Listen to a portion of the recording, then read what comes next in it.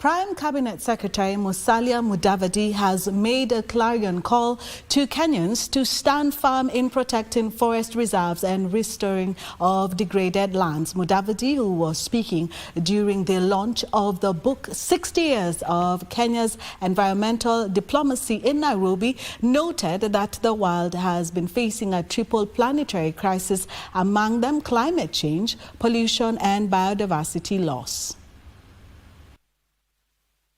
With impacts of climate change becoming a global reality, Kenya an exceptional, a two-day environmental diplomacy symposium that brings together global and local leaders kicked off in Nairobi.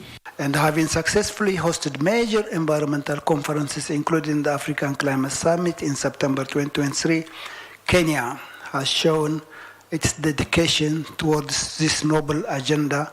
The event aims at looking for ways of tackling the impacts of climate change in a global space. Kenya is a focal advocate for the reform on multilateral development banks, MDBs, to restructure climate finance, to respond to the needs of African nations which are disproportionately affected by climate change.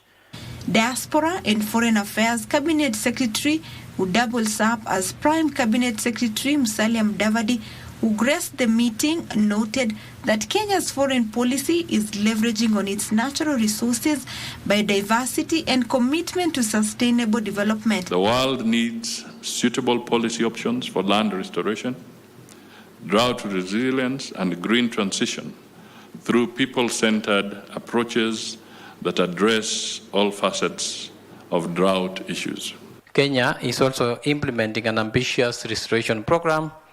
And through the National Landscape and Restoration Strategy, we aim to grow 15 billion trees, thereby restoring 10.6 million hectares of our land by 2032.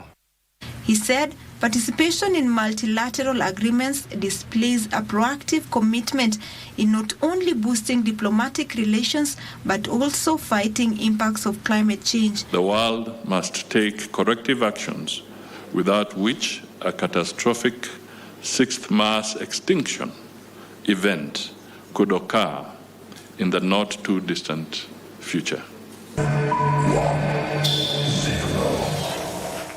Mudavadi was speaking during the launch of the book 60 Years of Kenya's Environmental Diplomacy that gives insights of the milestone that the country has so far achieved in the environmental arena. Opicho Chemtai for Prime Edition.